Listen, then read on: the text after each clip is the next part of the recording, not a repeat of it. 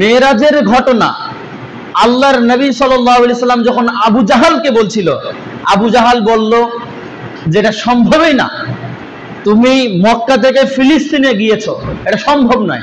একই রাত্রে সেখান থেকে আবার প্রথম, দ্বিতীয়, তৃতীয়, সপ্তম আসমান সিদরাতুল মুনতাহা, এটা সম্ভব না। বলো দেখি বাইতুল মাকদাসে কয়টা দরজা এবং কয়টা জানালা আছে? আচ্ছা বলেন, মুহাম্মদ সাল্লাল্লাহু আলাইহি সাল্লাম কি এই দরজা এবং জানালা গণার জন্য গেছিল? না, তিনি যায়নি। এই ঘটনা আমি আপনাদেরকে পূর্বে বলেছিলাম, আবারও বলছি।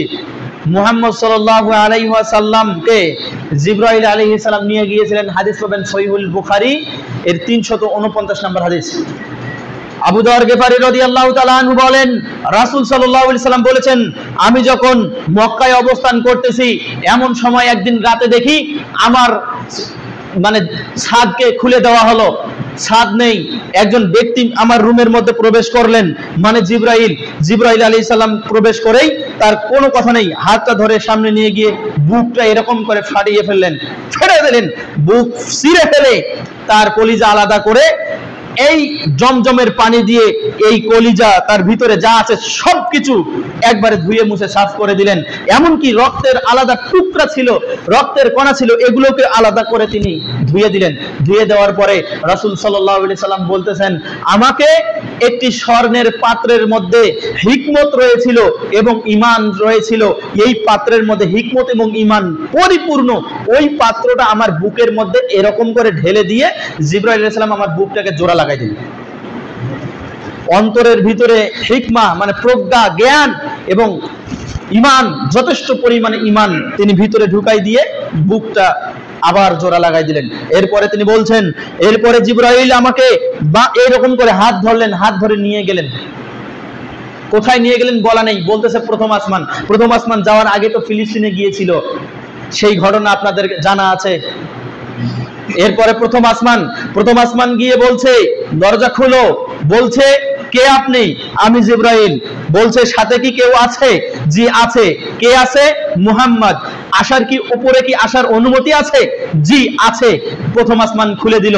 প্রথম আসমান খুলে দিয়েই দেখছে একজন ব্যক্তি কিছু আকৃতি নিয়ে বসে আছে ডান দিকে এবং বাম দিকে, কিছু রূহ নিয়ে বসে আছে ডান দিকে এবং বাম দিকে। ডান দিকে তাকাচ্ছে, হাসতেছে, বাম দিকে তাকাচ্ছে, কান্না করতেছে। মুহাম্মদ সাল্লাল্লাহু আলাইহি ওয়াসাল্লামকে দেখার সঙ্গে সঙ্গে ওই ব্যক্তি বললেন যে, স্বাগতম হে সৎ নবী এবং হে সৎ সন্তান, তোমাকে স্বাগতম। তারপরে মুহাম্মদ সাল্লাল্লাহু আলাইহি ওয়াসাল্লাম জিবরাইলকে জিজ্ঞাসা করলেন, জিবরাইল এই ব্যক্তিটাকে? বলছেন, এই ব্যক্তি হচ্ছেন আদম আলাইহিস সালাম। তিনি ডান দিকে তাকাচ্ছেন, তার সন্তান জান্নাতি সন্তানদেরকে তাকিয়ে তিনি হাসতেছেন। বাম দিকে তাকাচ্ছেন, তার সন্তান জাহান্নামী কালো বর্ণের, তাদেরকে দেখে তিনি কান্না করতেছেন। এরপরে দ্বিতীয় আসমান, একই প্রশ্ন, কে? বলছে, আমি জিবরাইল। সাথে কি কেউ আছে? আছে। কে আছে? মুহাম্মদ। আসার কি অনুমতি আছে? আছে। দ্বিতীয় আসমান চলে গেল, ইদ্রিস আলাইহিস সালামের সাথে দেখা।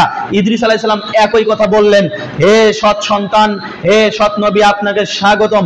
তৃতীয় আসমানে গিয়ে উল্লেখ্য যে এই হাদিসের মধ্যে কোনো ধারাবাহিকতা নেই কোন আসমানে কোন নবী আছেন, তবে প্রথম আসমান এবং ষষ্ঠ আসমান, এই দুই আসমানের মধ্যে বলা আছে প্রথম আসমানে আদম আলাইহিস সালাম এবং ষষ্ঠ আসমানে ইব্রাহিম আলাইহিস সালাম। এরকম করে মুসা আলাইহিস সালামের সাথে দেখা। মুসা আলাইহিস সালাম বললেন যে, হে সৎ নবী ও সৎ ভাই। আগের গুলো বলল ছেলে সন্তান, পরের বলল ভাই। ঈসা আলাইহিস সালাম একইভাবে সংবর্ধনা দিলেন, হে সৎ পরহেজগার নবী, সম্মানিত নবী এবং হে সম্মানিত ভাই, আপনাকে স্বাগতম। এরপরে ইব্রাহিম আলাইহিস সালাম বললেন, হে সম্মানিত নবী এবং সম্মানিত সন্তান, আপনাকে স্বাগতম।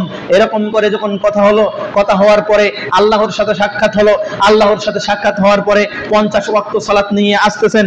মুসা আলাইহিস সালাম বলতেছেন যে, না, আপনার উম্মত এটা পালন করতে পারবেন, আপনি কমিয়ে নিয়ে আসেন। এরকম করে কমাতে যখন 5 ওয়াক্ত হয়ে গেল, 5 ওয়াক্ত হয়ে যাওয়ার পরে আমার রব বলতেছেন যে, হে মুহাম্মদ, আপনার উম্মত 5 ওয়াক্ত নামাজ পড়বে কিন্তু নেকি পাবে 50 ওয়াক্তের। আমরা 5 ওয়াক্ত সালাত আদায় করি, নেকি পাই কত ওয়াক্তের? 50 ওয়াক্তের। এরপরে মুসা আলাইহিস সালাম বলছেন, আবারও ফেরত যাও। মুহাম্মদ সাল্লাল্লাহু আলাইহি ওয়াসাল্লাম বলতেছেন যে আমার মানে লজ্জা হচ্ছে, আমি আর যেতে পারবো না, যেহেতু আল্লাহ তাআলা বলে দিয়েছেন যে পাঁচ ওয়াক্ত পড়লেই 50 ওয়াক্ত পড়ার নেকি পাবে, অতএব আমি আর যাইতে পারছি না। এরপরে জিবরাইল আলাইহিস সালাম আবারও হাত ধরলেন, হাত ধরে সিদরাতুল মুনতাহা নিয়ে গেলেন। সিদরাতুল মুনতাহা নিয়ে গিয়ে দেখতেছেন মুহাম্মদ সাল্লাল্লাহু আলাইহি ওয়াসাল্লাম বলছেন, এত কালারফুল জায়গা, নান্দনিক জায়গা আমি আমার জীবনে কোনোদিন কল্পনা করতে পারিনি। দিস ইজ নট জান্নাহ, এটা জান্নাতের কোনো অংশ নয়, এটা আউট অফ জান্নাহ, এটা জান্নাতের একটা বাহিরের অংশ, জান্নাতের বাহিরের অংশ। মুহাম্মদ সাল্লাল্লাহু আলাইহি ওয়াসাল্লাম বিবরণ দিচ্ছেন, এরকম কালারফুল জায়গা আমি কোনোদিন দেখিনি। মুহাম্মদ সাল্লাল্লাহু আলাইহি ওয়াসাল্লাম বলেন যে আমাকে জান্নাত দেখানো হলো, আমি জান্নাত দেখলাম, জান্নাতের মধ্যে দেখি এই ফ্লোরের উপরে, এই মেজের উপরে হীরা মানিক মুক্তাগুলা গড়াগড়ি করতেছে। সুবহানাল্লাহ। এরপরে বলছে এই জান্নাতের যে মেঝে তৈরি করা হয়েছে, যে ফ্লোর তৈরি করা হয়েছে, মিশকে আম্বার কস্তুরি দিয়ে এগুলো তৈরি করা হয়েছে। কস্তুরি সম্পর্কে আপনাদের তো ধারণা আছে, আমার চেয়ে ভালো আছে। সেই কস্তুরি দিয়ে জান্নাতের মেঝে, জান্নাতের ফ্লোর তৈরি করা হয়েছে।